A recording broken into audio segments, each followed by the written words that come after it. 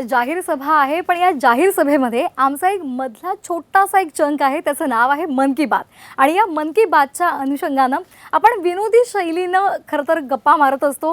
तुमच्या मनामध्ये नेमकं काय आहे त्याची आम्हाला प्रश्नांची उत्तरं हवी असतात.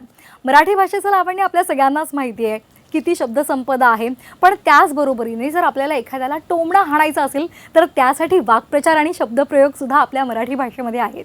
तर असे काही वाक्प्रचार, असे काही शब्द मी तुम्हाला सांगणार आहे आणि ते ऐकल्यानंतर तुमच्या डोळ्यासमोर पटकन कुठली एखादी राजकीय व्यक्ती उभी राहते किंवा एखादा राजकीय पक्ष उभा राहतो ते तुम्ही आम्हाला सांगायचं आहे. पण प्रत्येक प्रश्नाचं उत्तर तुम्हाला द्यावंच लागणार आहे. तर आता शब्द आहे नशिबाचा खेळ. 2019 मध्ये ज्या वेळेला बहुमत 161 जागा मिळून सुद्धा सन्माननीय मुख्यमंत्री देवेंद्र फडणवीस साहेब मुख्यमंत्री झाले नाही आणि विरोधी पक्षनेते झाले, हा नशिबाचा खेळ म्हणायचा. पाण्यावरची रेघ. पाण्यावरची रेघ म्हणजे आपण पाण्यावर रेघ मारण्याचा प्रयत्न केला तरी पाणी पुन्हा एकदा संथ होतं, ती रेघ काही आपल्याला दिसत नाही, म्हणजे अगदी काही वेळापुरता ते सगळं असतं. तर हा शब्द पाहिल्यानंतर तुमच्या डोळ्यासमोर काय येतं? उद्धव ठाकरेंचं मराठी प्रेम. रड्याचा बैल. रड्याचा बैल म्हणजे आपलं सारखं रडत असतं, राहुल तक्रार गांधी. गाणं. हरले की ईव्हीएम, हरले की वोट चोरी. उंडावरचा शहाणा, जो अति शहाणा असतो, काहीतरी मूर्खपणाचे सल्ले देत असतो. संजय राऊत. पथ्यावर पडणे. एखादी गोष्ट आपल्या जी होते एखादी गोष्ट आणि त्यामुळे आपलं चांगलं होतं, आपलं भलं होतं, अशी गोष्ट आपल्या पथ्यावर पडते. उद्धव आणि राज एकत्र आले, हे आमच्या पथ्यावरच पडले. परीस. अशी कोणती व्यक्ती आहे तुमच्या दृष्टिकोनातनं की ती राजकीय वर्तुळातली परीस आहे? देवेंद्र फडणवीस. कळसूत्री बाहुले. एखाद्या सांगण्यावरून नाचणारी एखादी व्यक्ती, म्हणजे सांगितलं की ते तसं तसं करणारी व्यक्ती. आत्तापर्यंत 25 वर्षामध्ये मुंबई महानगरपालिकेमध्ये जे महापौर झाले आणि स्टँडिंग कमिटी चेअरमन झाले ते सगळे हेच होते. पुढचा शब्द आहे कळीचा नारळ. परत संजय राऊत.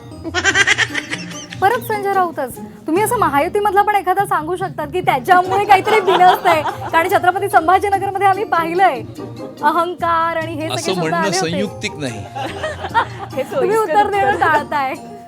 फारच प्रेम आहे संजय राऊतांवर तुमचं. विदूषक आहेत ना ते. गळ्यातला ताई. देवेंद्र फडणवीस हे भारतीय जनता पार्टीतल्या गळ्यातले ताईत आहेत.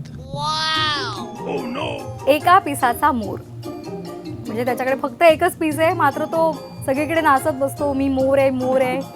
आदित्य ठाकरे.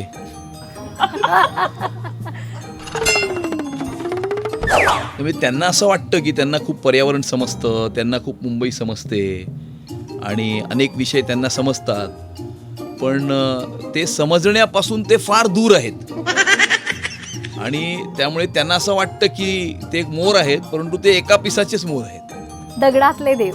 म्हणजे देव आहे पण तो दगडातला आहे, नाम मात्र आहे. राज ठाकरे. नावासाठीच घेतलंय ना बरोबर. भ्रमाचा भोपळा. विरोधक असतील, सत्ताधारी असतील, सगळे म्हणतात आमचीच सत्ता येणार, आमचीच सत्ता येणार. हो बरोबर. मग त्यांना असं वाटतं की ह्या मराठीचा नरेटिव्ह घेऊन मुंबईकर त्यांना समर्थन देतील, हा त्यांच्या भ्रमाचा भोपळा आहे.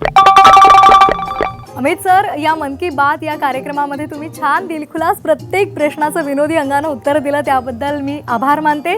आता या कार्यक्रमाची पुढची सूत्र मी सोपवते अनुपमाकडे. अमित साटम सर, झी24 तासच्या जाहीर सभेत तुम्ही आज आलात त्याबद्दल मनापासून आभार. आणि विशेष म्हणजे आमचं मन की बात हे सेगमेंट आहे, याची दिलखुलास उत्तरं दिलीत त्यासाठी खूप खूप आभारी.